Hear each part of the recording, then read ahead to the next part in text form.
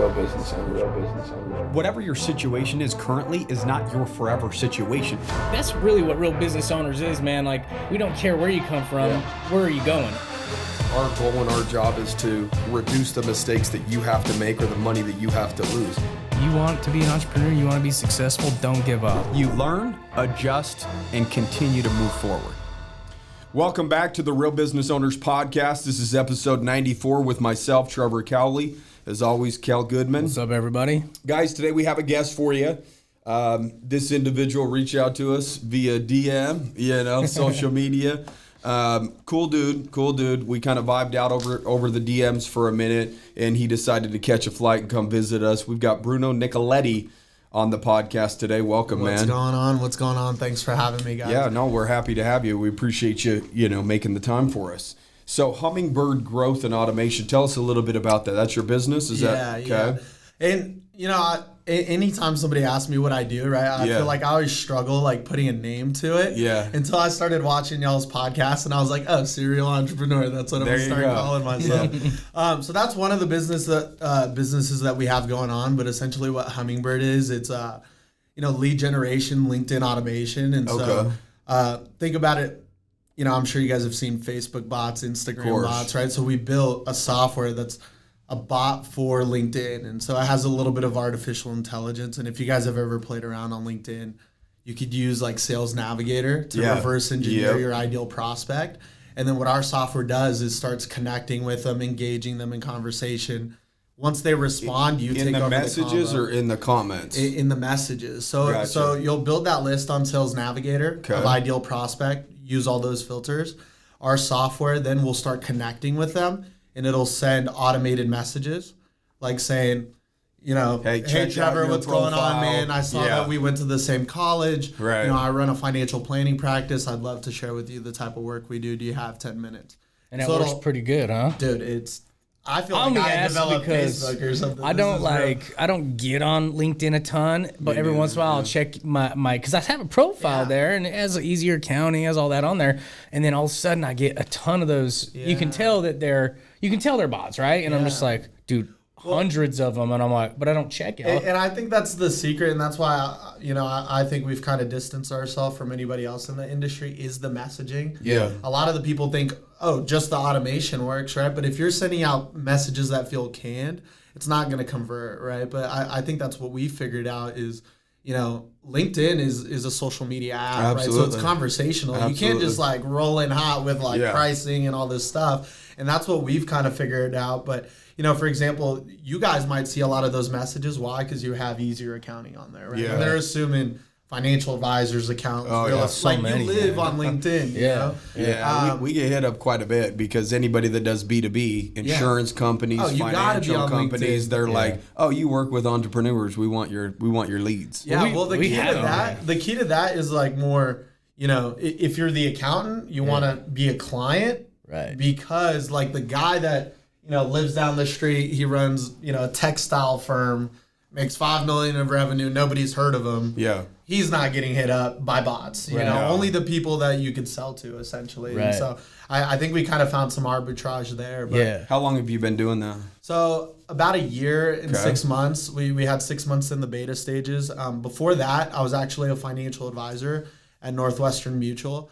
That's where my policies are. Really? I got some there too. Yeah. Glad you're a client. It's a great place, but it really taught me everything. And the hardest part about being a financial advisor was the prospecting. Oh, right?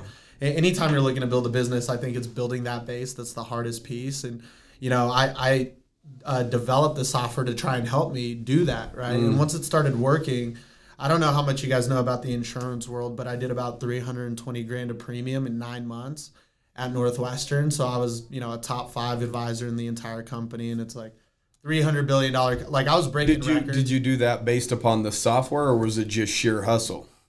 Both, right? I think you definitely have to have both. I mean, what I think about the software is like if you're crappy at your job, you're just gonna be crappy in front of more people. Yeah, right? that's true. I know where it really came from, though, dude. He's an old wrestler, dude. Yeah, it's like me, bro. When you go through wrestling, did some dude, research. It's like going through the military, bro. It's like you just come out with a little bit extra discipline. Bro, I definitely think so. I think anybody, I don't know too much about you guys, but I could tell you probably played sports. I think, that there is definitely a different mental switch to somebody that's. Well, I think athletics is perfect for anybody, exercise or athletics, right? Because it does force you to become disciplined. It forces you to try to kind of measure yourself and get better, right? Yeah. And then when you convert that to entrepreneurship, you've got to have discipline, and you're always measuring the results to try to get better, right?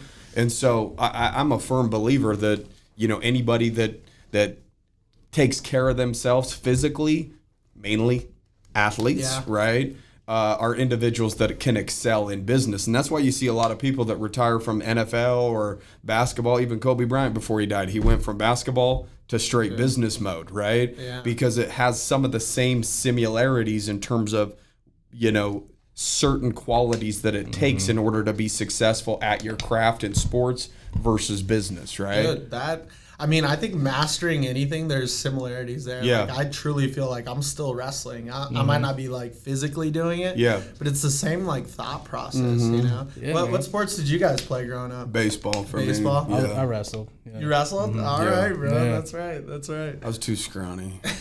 I was too winky. They got a weight class for that. I was too, man. I wrestled 120. Yeah. Bro, I was 85 pounds as a freshman in high school, bro. I was too busy partying. That's to how be probably honest. all of us That's were. what I was like. Oh, they are running way too much. I do not want to do that. Baseball, you can was just hit tough. the ball and run to first. No, I wish I would have picked up some baseball, bro. That's the true glory sport there. I enjoyed it, but then started making bad decisions at a young age and veered off that path pretty quick, hanging out with the wrong crowd. So I'm a product of hanging around the wrong people, right? Your environment does matter, but let's unpack some stuff. Yeah. Tell us a little bit about kind of how you grew up. Did you grow up in a family that was all about discipline? Was it pretty loose? What area did you grow up in? And usually I want to do that, and then we kind of move our way into where you got to today, right? Yeah, so I'm actually from Brazil. Okay. Born and raised. I moved to the U.S. when I was about 8 years old. My dad moved here a year before me to, Start chase establishing. American dream, right? Yeah. That was kind of the idea. My dad worked like 3 fast food restaurant jobs at the time. Moved our family. We used to live in a 1-bedroom apartment, me, him, and my mom. And then my dad actually got into construction and painting, ended up starting his own company. So I kind of watched him as an entrepreneur, always kind of Go from zero, having nothing, Exactly. a lot of work ethic that put him in a situation where he could do his own thing. Exactly, man, exactly. And, there's something special in that, too. I think There is. Just being an entrepreneur, it's such a blessing, too, to be able to guide your life in whatever direction. You're not necessarily attached to a specific paycheck. But, I watched my dad do that. I grew up in Aurora, Colorado. Okay. Have a little brother, ended up going to school there.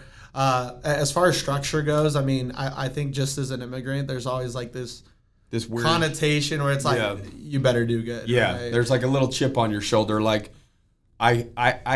there's people that did have the same opportunity that I have right now. I need to take full advantage of it, right? Yeah. And let me ask you this: do you think that people that were raised in the United States kind of take it for granted a little bit? I don't want to say that broadly, but a lot of times I do. But it's just, I didn't necessarily know what like the future had for us. Yeah. We were always like struggling just to get by or get to the next check. Or, when I was going to college, it wasn't something where, I think a lot of Americans, it's just like, oh, it's going to happen. I'm going to college. I don't know where the money's coming from. With my family, it was like, oh, shit. Like, now that you got into college, like, oh, now we got to pay for college. Like, this is a whole different ordeal, What'd you go to school for?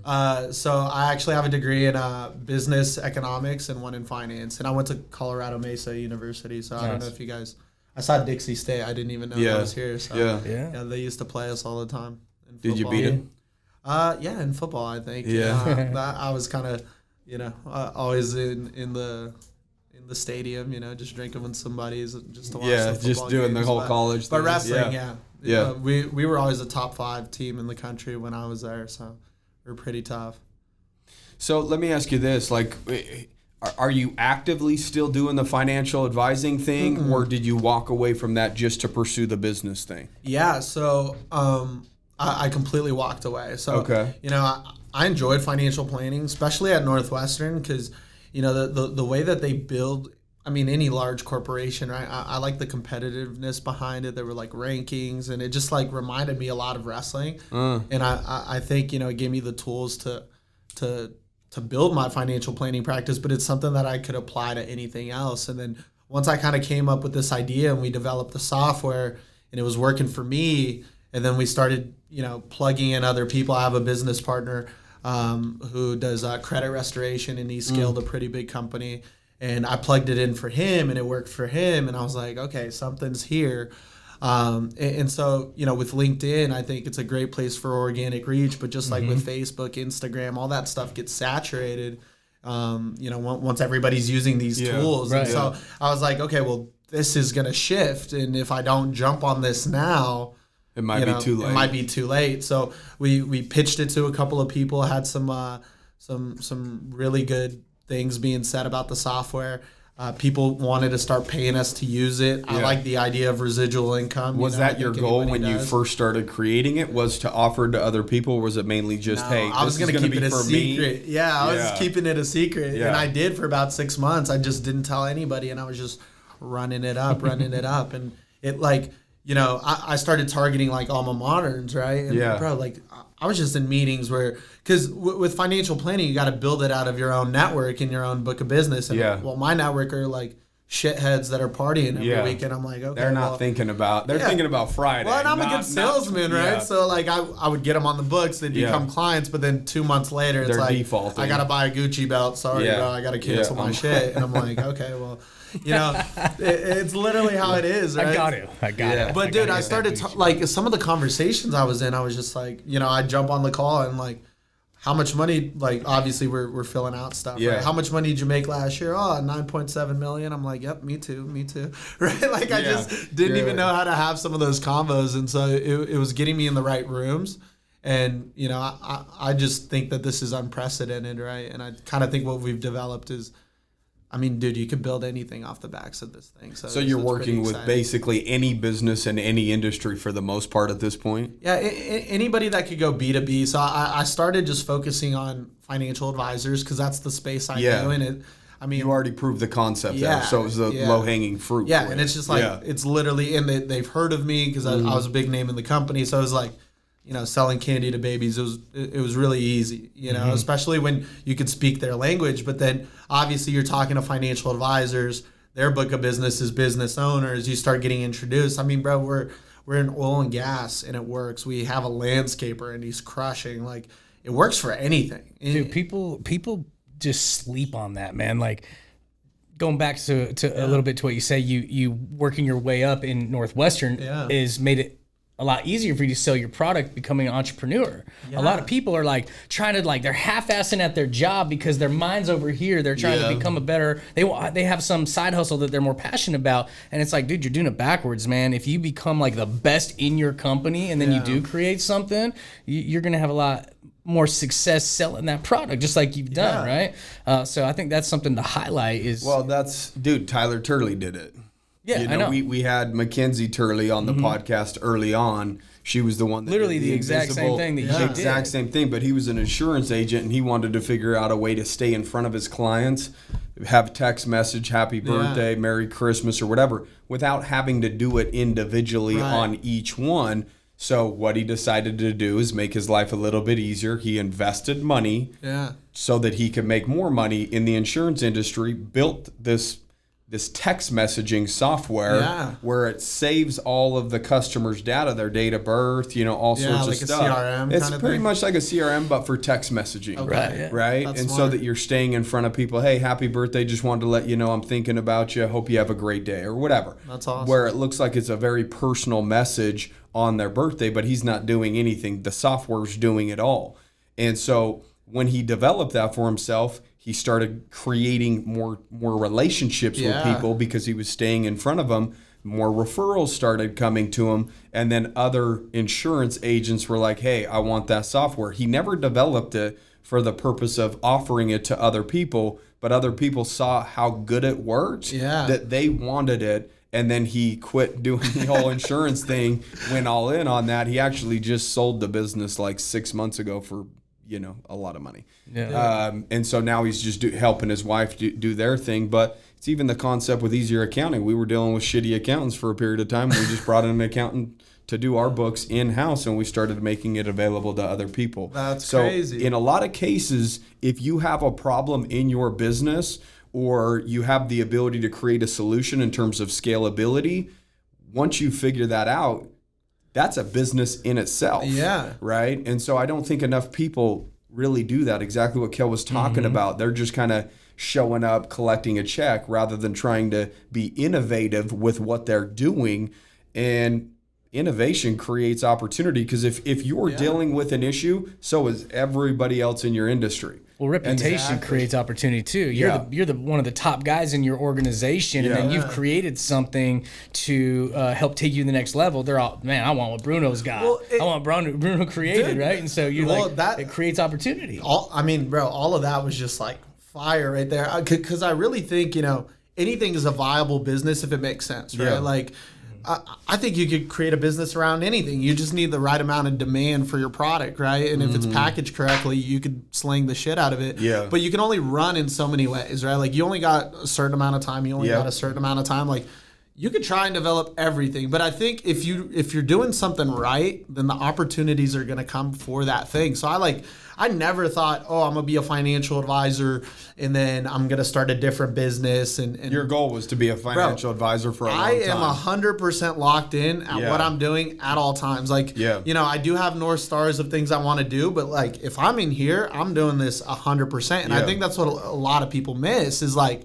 that they're sucking at their job and they're sitting here thinking about like all the things they're going to develop in these products. And it's like, bro, you're not even showing up to what you're supposed to be doing. The scary thing about that is what people really don't realize is they're actually creating muscle memory, right? Yes. And then if they ever have the goal of wanting to do their own thing, they're not going to be successful, because anytime that they hit a rough patch or something's difficult, their muscle memory says pull back and just take it easy, right? You normally just show up and give 70% or 80%, or if it's a tough day, you're giving 50%, right? Yeah. And it just doesn't work like that. And if you want to be successful in business, so if you're currently working for somebody else right now, make sure you're giving it 100%, even on the days that you don't feel like doing it, because you're training your body to be able to do that in the future, right? And that's where opportunities are going to show up. Exactly. Just to kind of give you guys an idea of how I found Northwestern Mutual, right? So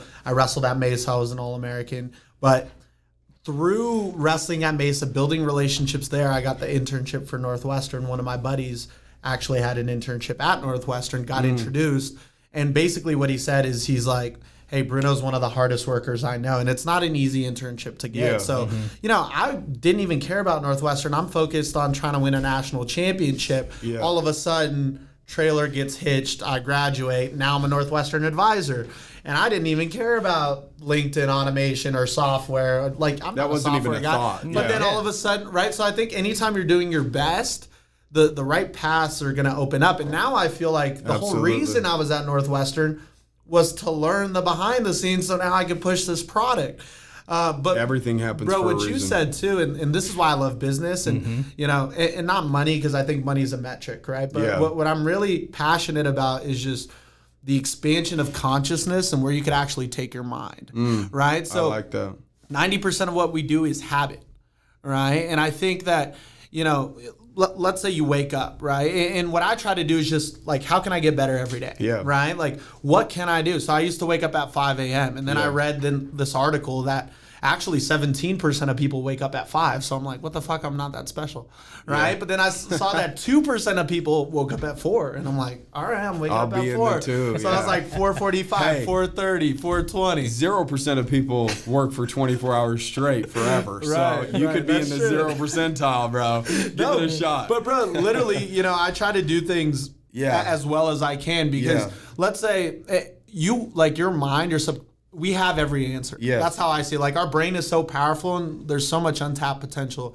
You have every single answer. Yeah. Right? So you always know, let's say you're going to wake up at 4 and then you push your alarm clock to 5. Like, in that moment, you're like, it's whatever, but you know. Yeah. You know, and then you take a shower, you leave the towel on the ground. Your subconscious knows that. Yeah. Yeah, like you didn't work out, you know. But then that voice gets louder the next time that you want to do something, but it's, again, inconvenient or inconvenient. You're going to just let it go. Or if you see an opportunity, you're going to approach it kind of like, and I don't know if I could cuss, right? But kind of like a you can bitch. Cuss. Yeah, you can cuss. Because it's like, bro, you've been stacking losses for 4 weeks straight. Like, once the opportunity comes, I'm all about, like, I think, you can accomplish anything, but you need to be confident in what you're doing. And if I'm showing up, I woke up the earliest. I grinded the hardest in my workout. I did the calls. I did everything I was supposed to be.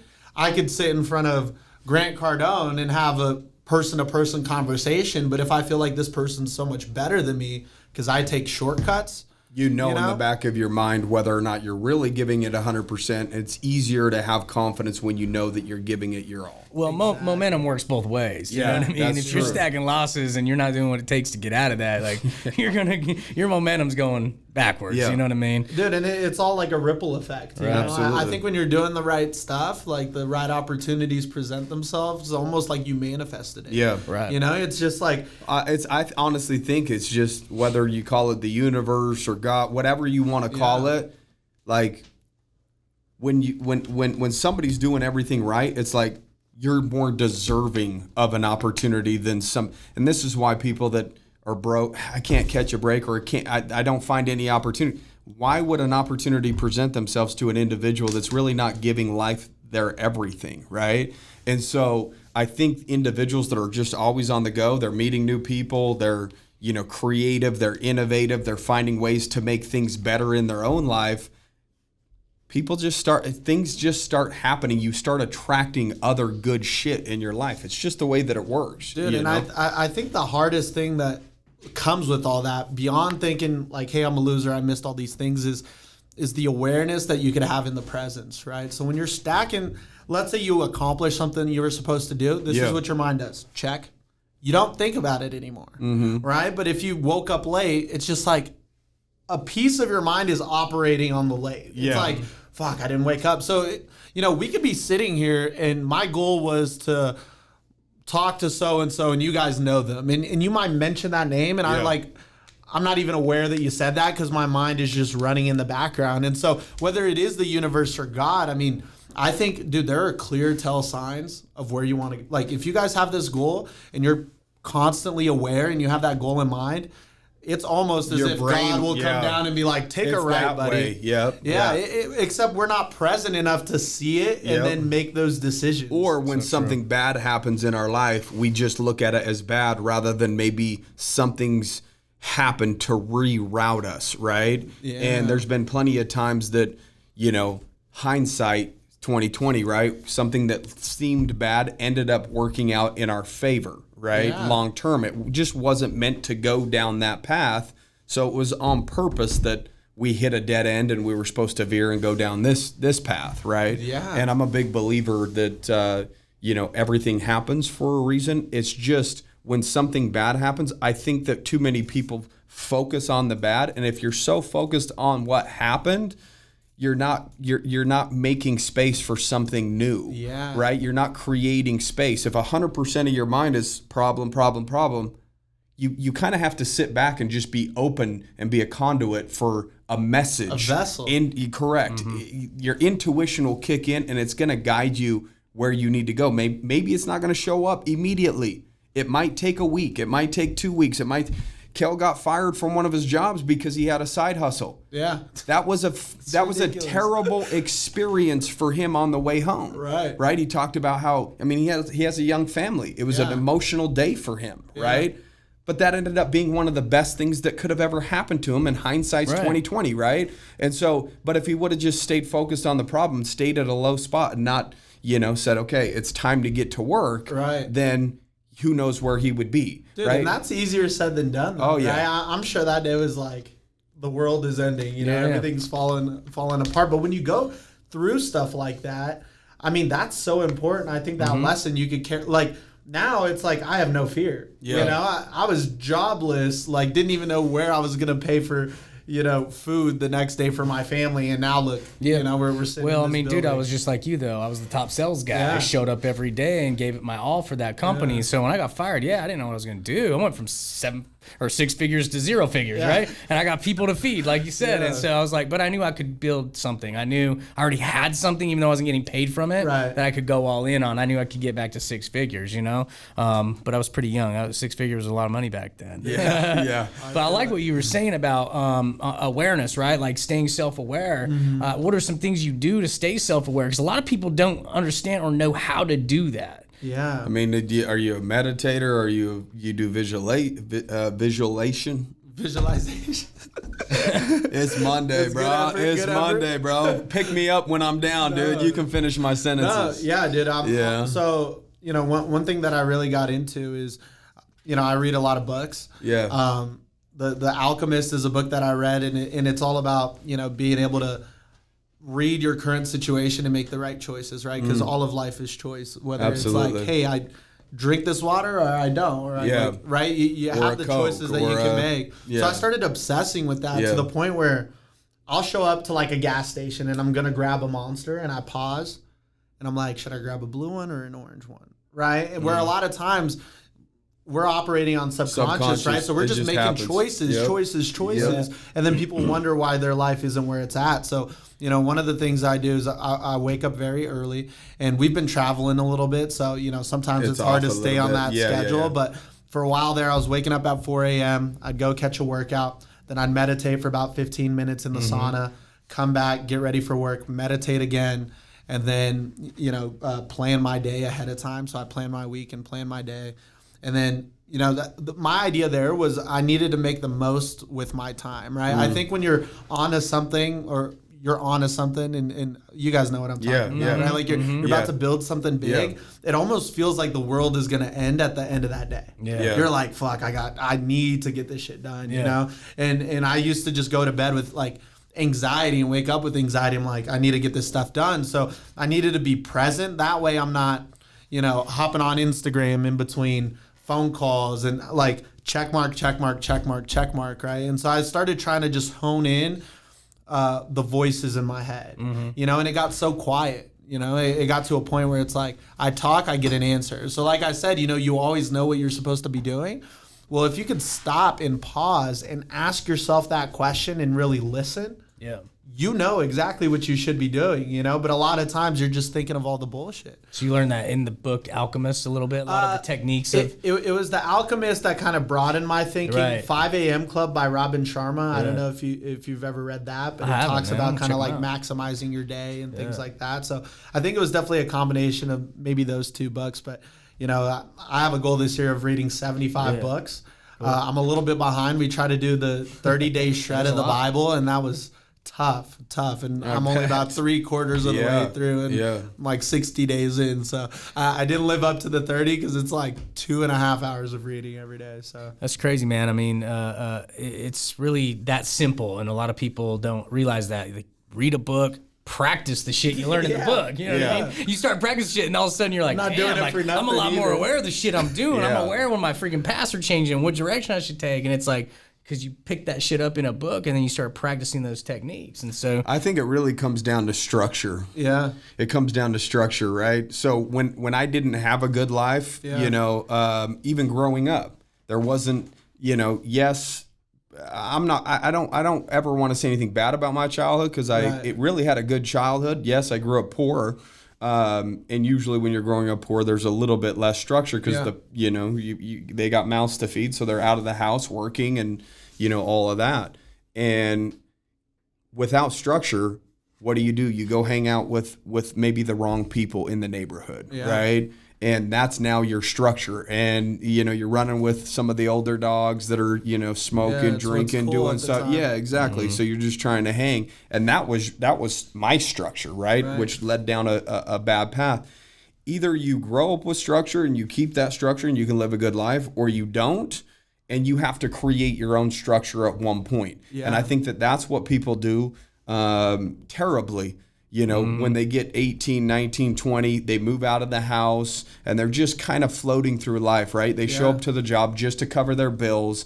They don't really have structure outside of the office or what they're doing for a living. They know they need to be at the job site at 9 to 5, and then there's no structure before that. They wake up at 8:30, peel the eye boogers out, you know, and then they grab a coffee, and they're always running late because they're not actually planning out or structuring. They don't have any positive habits, and they're just kind of floating through life. I literally have a post in my Evernote right now for structure. It's like, dude, when you're showing up to the gym and you don't know what you're going to work out every day, which I've been doing, but versus like when you show up on your, like, you've bought some like routine online or you downloaded something, you're like, I'm going to follow this shit for the next 6 weeks. Yeah. What are you going to get better results from, you know? It's Well, like, that structure. Dude, that's two parts to that, right? That's super interesting because, you know, when I was wrestling, right, I had the structure. I had the practices, and I was a really good wrestler at the time, right? Like my junior year, I was a national qualifier, always ranked in the top 10, like really good wrestler,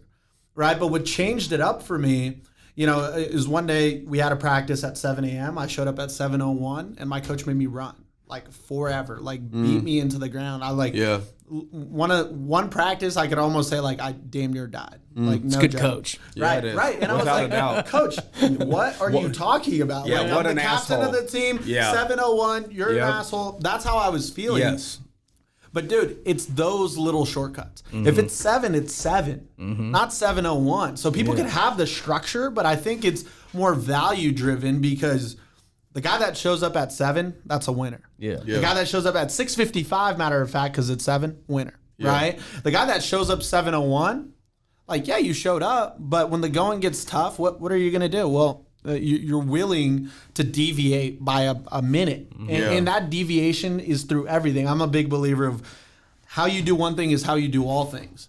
Right? And so if I'm taking shortcuts here, where else am I taking shortcuts and I'm not even noticing because I think the 1 minute's okay? Right. And I think that's value driven because like structure is definitely important, right? Absolutely. But I think that, you know, in when you were younger, for example, right? Like, you know, it sounds like you just have a winning mentality. And at the time, winning was hanging out with girls, partying, being the cool guy, right? And that's the world you lived in, right? So it's like, I wouldn't necessarily say it was maybe a bad piece of your life because you were winning there too. You know, like when you're in college and it's about, you know, partying and having fun and having a good time, you know, you thrived in that environment, right? Or thriving in high school. But I think once you leave, and this is the problem, is a lot of people leave this controlled environment where it's like they thought that this stuff was cool. And it's like, bro, that's not cool anymore. What's cool is providing for yourself, building an empire, right? And the people that notice that and they realize, hey, I have to win in this world,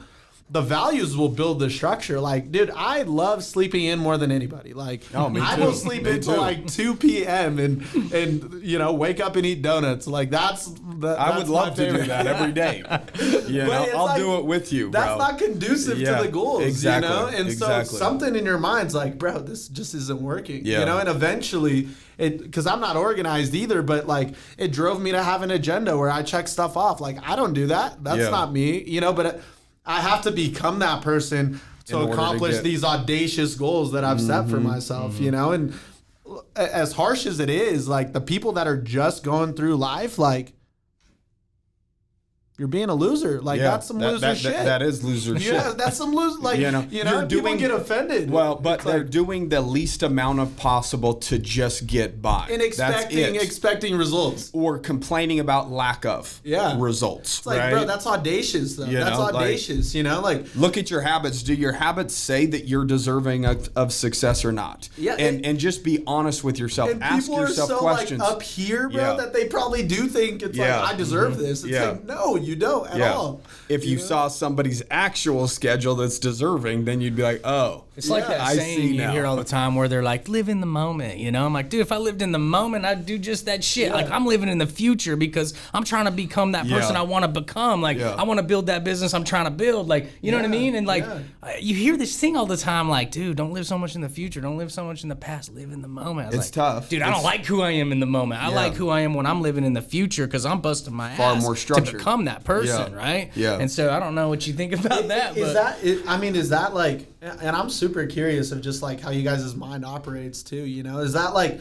do you guys have like vision boards? Do you do any of that stuff? I don't of do like the- what I I want to. I don't have a board. I've never done that either. Yeah. I've I did, never done the vision board thing. I did do one on my screensaver, right? Yeah. Last year, and I fucking hit everything on there That's pretty much. crazy. That one thing, which I wanted to get on more stages and shit. But, COVID killed that. you know, like some people shifted and did a lot more Zoom stuff. But, Yeah. but dude, like, so I've done stuff like that, and I think Yeah. it does work. But, like, I've just always been a future thinker. Yeah. Like, literally, when I'm doing. Like when I was young, just starting the business, I was like lived on a calculator. Like, oh, if we can hit these numbers next week, oh, if we can do that every I think week. you're bringing you know back what I mean? into the present though, right? Like you maybe set this large goal and then it's like, okay, that's 12 months Yes, away. I gotta hit this per month, Yeah. and then I gotta do this per Yeah, week. This and then it's per like, day. okay, You go break it, execute. Now yes. go grind. Right. Yeah. Yeah. I'm exactly that way, bro. I'll live in the Yeah. future, but it's like My It's daily- almost like a North Star, you know. I'm Yep. like grinding. I look up. Yeah. All right. Yep. Back to it. You know. Right. But and I think that's really important because you got to know where you're going. Right. You know, you got to know where you're going. But at the same time, like I like being in the moment Right. or looking to the future. I don't really look at the past. I think the past is like a thing of the ego, right? So like Well, that's why people are like, you know, somebody that never accomplished anything yeah.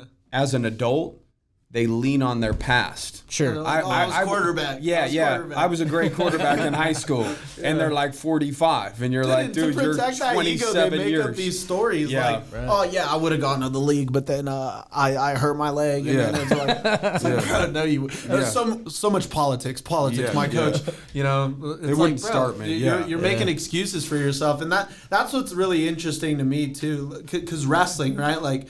There is no really professional level. I mean, there is now kind of thing, but Yeah. I never wanted to take it that far. Yeah. I just wanted to accomplish the goal of being an All-American, and I only did it as a senior, right? Yeah. And so I'm glad that I was able to accomplish that because it was like page closed. Yeah. You know? And Well, I you think set a goal and you worked towards it and accomplished it. Now look what you're doing. But You imagine removed from that if I hadn't and though, still you doing know, it. I can imagine there being a lot of doubt in my mind of like, what do I do next? Like, who am I? You know? But since I closed that and you know, accomplished something that I wanted to accomplish, I was fully confident to be like, yep, What's the next never doing thing? that again. Yeah, Now yeah. I'm building this. Yeah. You know? And that's where I think life is serendipitous, right? Like it was meant to be that way. Yeah. You know, and then I'm thankful for all the times I didn't accomplish the goals because it made it that much sweeter. But at the same time, the moment I like won that match, I was happy for like 2 seconds, and then I was like, oh, Now what? I'm the same person. Yeah, Like, now nothing what? changed, Yeah, bro. You know, exactly. so accolades don't really get me excited either. Yeah. Or you know, money is cool, but it doesn't excite me. Yeah. I just like it as a metric. It's like, oh, like It just, this is how I much mean, value we're bringing. You know, you're just always trying to find a way to improve. You're always trying to evolve. How old are you? 25. 25. So you're still young, but Yeah. you've figured it out at such a young age, which is definitely impressive. Yeah. I was barely coming off of drugs at your age, right? And so, you know, obviously the future holds big things because one, he controls his day through structure, through his habits. He's a reader. He's always looking for the next thing to do that he can take into his life on a day-to-day basis. Oh, meditating, cool. I want to try that. Let's talk about that for a second. The first time you did it, it was probably weird as fuck, right? No, it was terrible. I Yeah. like didn't think I could ever do it because my brain Your just brain's running. Yeah, What the hell and it am I almost doing? it almost seemed like it was pointless for the Yeah. first little bit, but it is pointless for the first little bit because you're not getting a lot out of it, but you're disciplining yourself so that you could eventually get to that point. First time picking up a basketball, or maybe the first time showing up to wrestling, you're not going to be any good, right? Do you guys meditate quite a bit, It's a or? matter of reps. morning? I do for 5 to 10 minutes every morning. Nice. So this morning I did. do you ever do it at night, like a, I don't like do. an offload thing? I when I go to bed at night, which is what I've started doing over the last few months. Right when I lay in bed, I just take a deep breath and mentally say, "I'm releasing the day." Right. So I take a deep breath and just say, "I'm unloading the day." You know, any stress that happened or anything bad that happened, I just take a deep breath and I feel my body just relax, like I just unloaded. Right? Rather than going to bed tense or tight or maybe thinking way too much. So I try to get in a little, and I'm not saying I take 5 minutes, 10 minutes. Right. That would be a flat out lie. It's literally probably, 20 to 30 seconds where I just kind of take a deep breath. And when I exhale, I just say, all my problems of today are gone, right? And then my body just kind of calms down and relaxes so that I can get some sleep. But dude, and I think, what's so good about doing podcasts like this is people can pick and choose and try different things. Yeah. But what's really important is like, whatever I do, like, I don't know if it'll work for you. Well, it's never about you, exactly. too. Yeah. Your shit's gonna change. You know what I mean? Oh, As you changes figure out every new day, things dude. and try new things and that But work that's for why you. the schedule's important and the structure, because if you don't have that and you're not repeatedly doing the same shit, you can't find where you're making errors, right? Like, it's like, well, if I'm not meditating every day, then like it could have been because of the meditation, it could have not been. You feel on a day that you don't do it, it feels off? Yeah. Like, it definitely does. I feel less productive. Yeah. And I feel like I'm more egoic in being, right? So I'm more of that regular person. Yeah. Like, I'm sure when you guys are just have everything going on, like how many times have you opened Instagram, you just click it, you swipe, and then you close it, and then you just open it again, like for no reason, bro. Like there's no, like you caught up to your feet. It's just habit, bro. It's the same concept of going like to the endorphins. fridge and opening it, staring at it, shutting it, and then you sit on the couch 3 minutes later. You're like, go back up there. Like, let's there's see not if more any, food. Yeah, bro. let's see if anything appeared in like the last 3 minutes. There's no more food. It's like, nothing changed, but it's just habit, right? Yeah.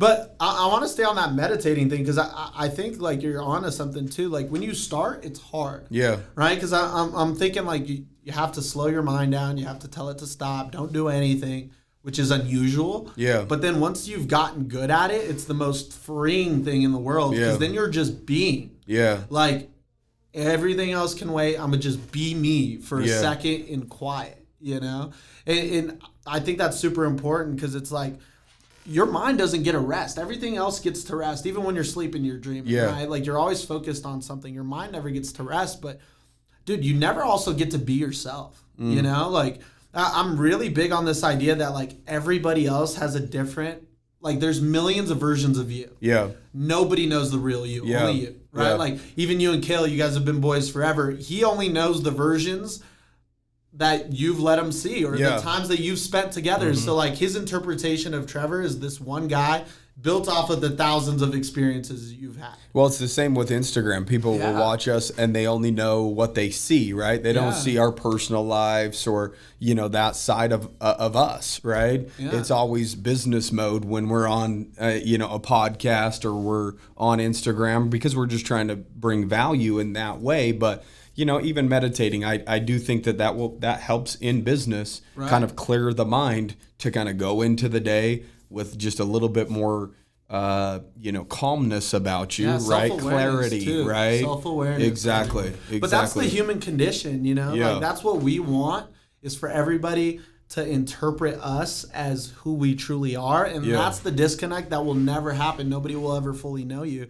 I was reading this book and it talks about, I don't know exactly what the name is, but it's when a baby first looks into the mirror and recognizes that that's him. Mm-hmm. And it's like the moment where you lose all innocence of who you truly are, right? Because before that, you're thinking your like thoughts, your consciousness, like you're just being. Yeah. And then you look in the mirror, you're like, whoa, that's me?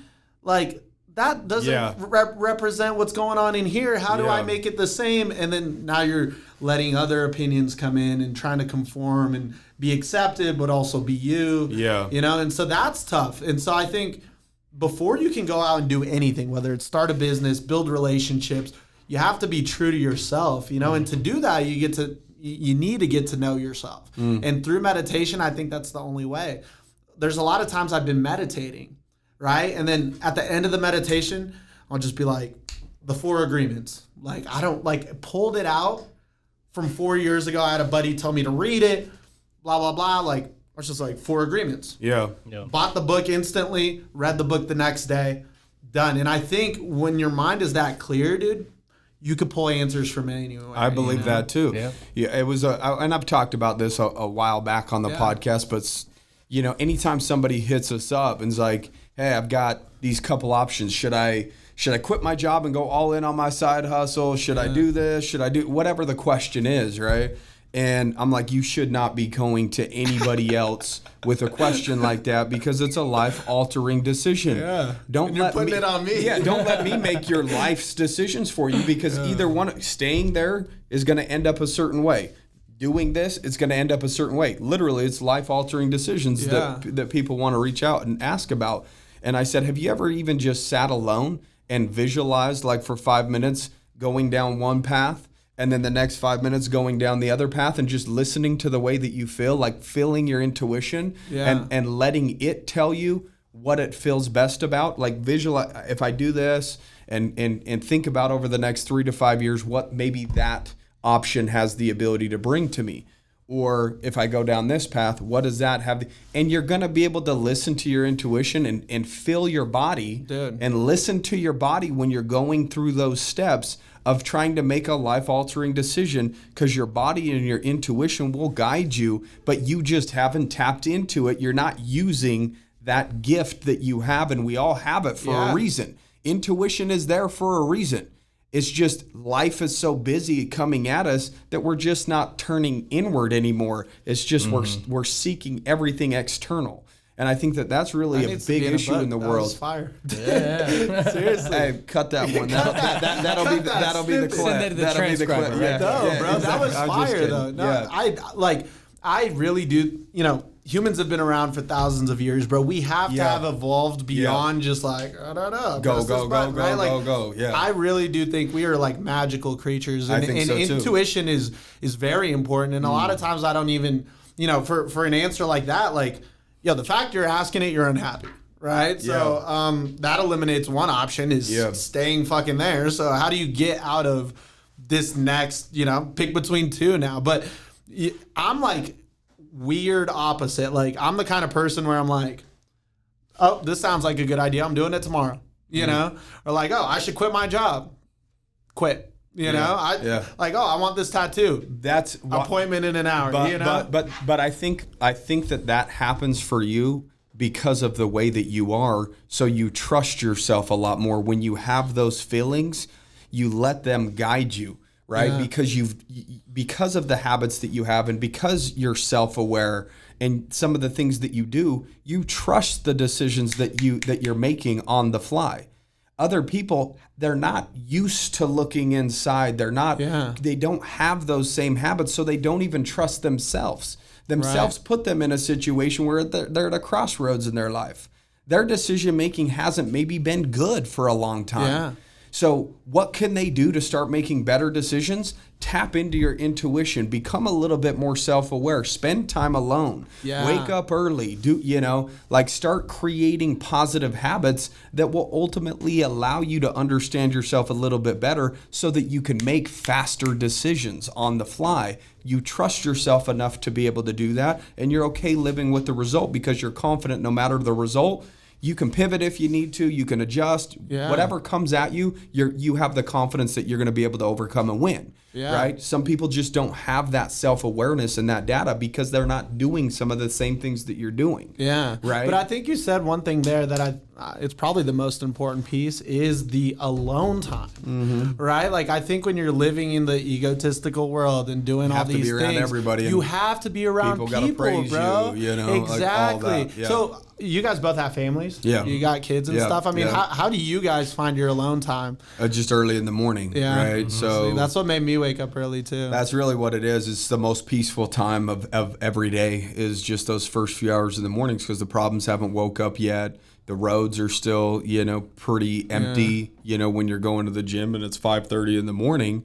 And then I can get done by 7:30. I can go home, meditate for 5 or 10 minutes, and then go get in the shower and then come into the office and do my thing, So those first 2 or 3 hours is the only time that I have to be with myself, in terms of coming home and I have to sit in my baby's room because my baby's in our bed, and I was going out back on my back porch, but then winter hit and it was I ain't trying to freeze my balls off. But you got to create that so you could trust in yourself. I think like if you're going to leave something and you doubt that your business is going to work, you doubt that this idea is going to work, like you already lost. Yeah. You know, like I'm leaving thinking, yo, this is the best thing since sliced bread. Let's go. Yeah. You know, and I think you have to have that feeling. And the only way to do that is to completely distance it from the opinions of others, you know, because everybody's going to hate on it, bro, until you win. And then they're like, oh, I knew it. You know, I knew Trevor. Like, Trevor, Kale, I knew you were going to have the best podcast, bro. I remember we were talking like, bro, no, you fucking did it. You didn't. You actually, you made a fake profile to hate on my page. I know you, bro. Exactly. I know you. And now they're the biggest fans. The burner account. Yeah, bro. Exactly. And people do that all the time, you know, but you got to be able to distance yourself from those voices, because if you have any negative voices, like those are not yours. Yeah. Why would you not be your number one biggest fan? Yeah.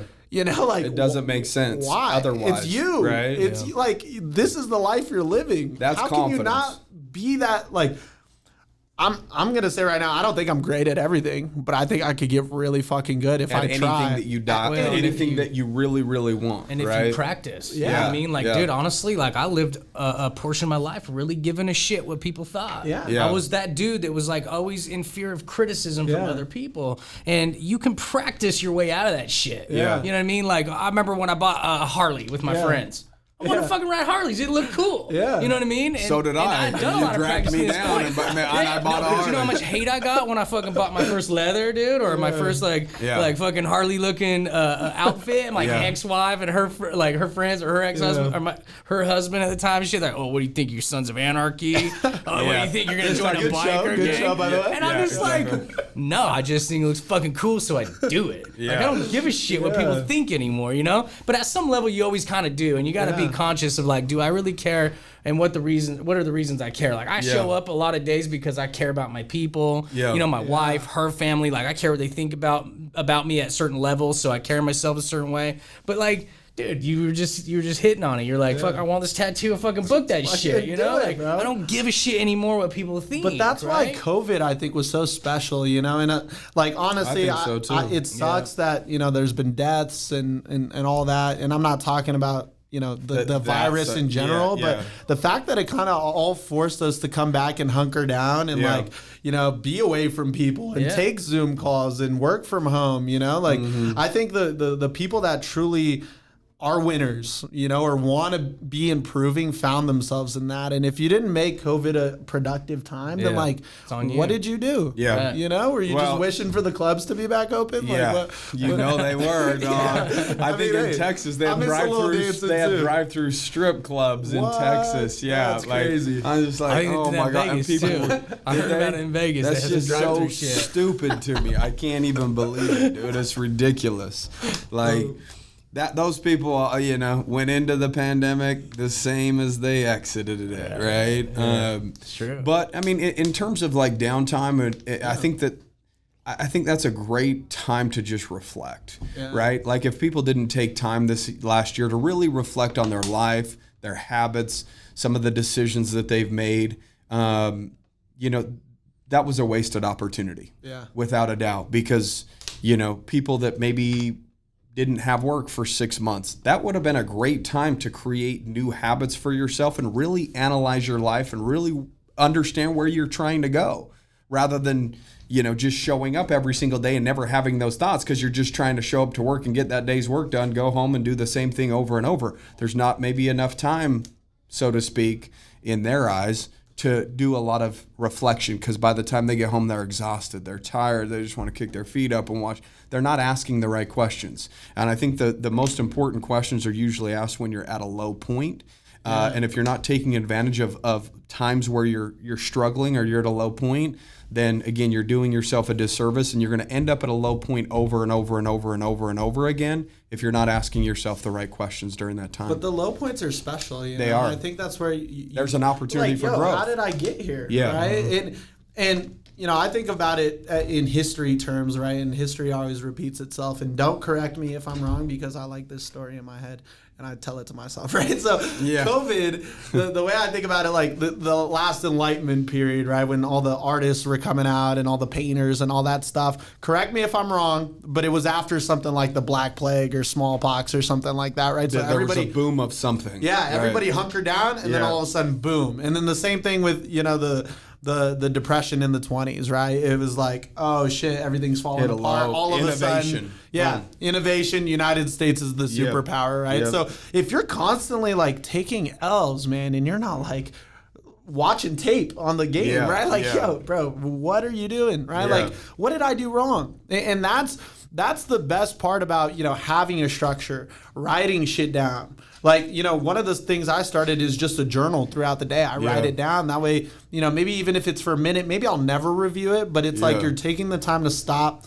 consciously be aware of the moment, and then say, was that good or bad? Did I do this or that, right? I'm sure you guys jump out of meetings because obviously, this is still sales, right? So you're having sales conversations and you're like, think we got that? Like, I don't know. That went well? That went bad? Like, what? Well, he said this, right? Like, so I think when you find people like that where you can collaborate, that's really important too. And be like, well, Kale, you know what? You said this, bro. And like, I was like, oh shit. Like, I don't know if that's a good thing to say, right? And and that's where you guys kind of learn from each other. But even this is super special, you know? Because you could go back through and think of like your thought process. Do you guys ever watch this, or is that like a cocky thing to do? Like, Trevor, I don't. Trevor will tell me sometimes, like, dude, I went back and listened to it. I'm like, damn, I haven't listened to it in a while, man. I didn't go listen to it. I would say out of the 94 episodes, I've probably listened to 40 or 50. Really? Yeah, something like that. You listen to it once, right when they make it, maybe? No. So I did it first just to make sure we're halfway decent. Yeah. Like we listened like the first 10 or something. I remember we were up in Coeur d'Alene, Idaho. Like that's funny. We got back to the hotel room after being at a mastermind, and we were drinking or whatever. Because after the mastermind, everyone goes to the bar and they drink and just kind of get to know each other, right? Like maybe some deals can go down. Yeah. And I go back up to the room or whatever, start packing because we got to be up by like 4 to catch our flight, and it's already midnight. And then Kale comes up at like 12:30 or whatever, and he kind of starts packing. He's listening to one of the episodes that just dropped like at midnight, and it's like 12:30, and like we're laying in bed, and he's like, "Should I turn it off?" I was like, "Fuck no, this shit's fire, dude!" And we both just started laughing. We were kind of having a little buzz, it was a good time. Across the beds. We're like, dude, we're actually halfway decent at this is thing. happening. We might be able to, pump out 100 episodes if we're this good. Dude, that's awesome. So, who are you guys trying to get on the podcast? Are there like specific people? Trevor just barely messaged Inky Johnson. He was open to hopping on. We've thought about hitting up like Ed and Andy because we've been part of their groups, and we're gonna have to fly to them in order to do it. And it's just, we've got so busy. Kent coming up. He'll be a good one as well. He's part of our network. So I saw you guys had Tanner on here. I'm a fan of the guy. That kid's pretty. He's pretty smart. He knows what he's doing. We talked to him on Clubhouse, and so that's kind of how that went. You guys like Clubhouse? Are you a fan? Yes and no. Yes and no. Know what I mean? I can't find the time to actually get on That's there. That's the thing. I haven't been on it. It's one more thing. Yeah. You know what I mean? And like some people are on there like 8-10 hours a day, and I'm like, I got so much to do. I don't know how you guys do. You got to be on there for like an hour to even get on the stage. Well, Tanner says don't get on unless you have a team. Well, I got a team and I still got shit to do. It's like I don't know how you do that much. So, dude, I liked it. We talked about it on one of the podcasts. It's powerful. Like, dude, there's huge networking opportunity on there. But you do got to structure your time. You got to structure that into your life. We planned on being in there a little bit more, and we were talking about it on the podcast and stuff, but we still just haven't found time to peel off an hour or two just to talk. We already have to do this with the podcast. We were just in Dallas, just got back from Dallas. We're leaving to Miami on Wednesday morning at 6 a.m. until business Sunday. Or pleasure? Business. Like we might hang at the beach on Thursday for a couple hours, but then, just to kind of get a little bit of sun and re-energize. But, it's... I think it'll come to you if it makes sense. You know? I think everything does. You only have enough time to do so much. And, you guys got a big-ass team here. Yeah. Tell me, and this is something I'm curious about because we're building a team. Like, how do you guys deal with, like, delegating, right? Because I'm like, obsessed with every part of the process, and it's like, oh, I want to send the emails. Well, you're I smart. want to do this. You're It's smart the doing that hardest- shit early yeah, because it's the we hardest waited part. a long time because we took so much on. Yeah. We kept wearing so many hats. It got to a point where Trevor's running our other company. I'm like, dude, I need you to come over and help me like operate the fulfillment site because I'm getting so busy with all of our lead referral sources and like managing that and the sales guys. And so he's like, okay. So we had to put like Coulter in place to manage that so that it could free up some time for Trevor, but then he's still just busy. And so just this last couple years, we've been fine-tuning our systems, our processes, our training. We've been delegating, putting people in place, but we've put leaders in place that didn't work out. Now you're starting over again. How do you guys do the training piece? I'm curious. Do you just train one really good person, or is it both of you? Well, right now it's pretty face-to-face and hands-on, but like we're in the middle right now of building out like actual training platforms within like Loom and Google Drive, our own little space. Yeah. So that when we bring somebody on the team, like they can get up to watch the speed videos, without eating up our key players' time so much. They're gonna still need some of that help, but training's huge for that. You got to get it dialed in early to be able to Start delegating early because it's that much harder later. Yeah. Because you're going to have more stuff on your plate. Don't even know what to delegate. You'll have so much stuff on your plate that you're going to be busy where you can't even spend time with the individual, maybe showing them exactly what they need to do. And then you end up becoming, prisoner to all of these duties because you just don't want to relieve it because you don't have time to. No one else knows how to do it. All and that that wasn't stuff. the whole point of the whole thing in the first place. Was to have control. Right? Yeah, that's the hardest part is to slowly start kind of giving up control, but it's a must. Because people are going to make mistakes. Yeah. Dude. Like I got to a point where reports were taking so much time on my Monday that I ended up having to start doing them Sunday. That's eating into my family time. So finally, I'm like, well, no one in the company knows how to do them but me. So I'm like trapped. I'm like a prisoner. So finally one day I was like, nah, dude, I got to just quit. Having that excuse. I just had to make a spreadsheet, grab one of our employees, one of our accountants. I'm like, here's how you do it. And then I just had to allow them to make mistakes, And just kind of like, oversee I had to be it. patient You with need them. to address this is wrong. And some people you send reports to, like affiliates, like, dude, they're not that cool, right? And so like something's off, and then they freak out. So dude, so I could have easily been like, you did this wrong, and like harp on them, and but I'm like, no, man, I just gotta allow them to make mistakes, show them how to do it, be patient with them, and there is that process of that. But in 2, 3, 4 weeks, they got it down. Yeah, they'll figure it out. So yeah, dude, I gotta start doing some more of that. yeah, But delegating is definitely important in the early stages, as early as possible when you can financially afford it. How do people connect with you, Bruno? Well, honestly, they could follow me on the gram, BRVNO, or they could obviously shoot me an email. That's Bruno, BRUNO, at hummingbirdga.com. And we'll put that in the show notes as well. Perfect. His Instagram handle as well as his email if you want to check out his LinkedIn software. If you guys do B2B follow stuff, me on LinkedIn. Connect. We'll put that in the show notes so that you can shoot him an email and try to connect with him, get pricing, and maybe some analytics of people maybe in the same industry that you're in that he's currently working with or whatever it may be. But dude, we appreciate you coming on, man. Yeah, I appreciate you, boys. crushed This it. was awesome. It was fun. This was awesome. It was a good time. I had a blast. Time flies. Huh? Yeah, time does fly for sure. So, guys, we hope you enjoyed today's episode. Keep doing your thing. Continue to try to grow just as Bruno's doing right here. He's, again, meditating, reading, structuring his day. These things are super important if you want to be a high power player. And it's not going to happen overnight. It might take a decade of doing these things in order to make something special happen. But just because something special happens doesn't mean you pull your foot off the gas. There's still another version of yourself waiting for you in the next decade, right? So, hope you guys enjoyed today's episode. Keep kicking ass. Take care.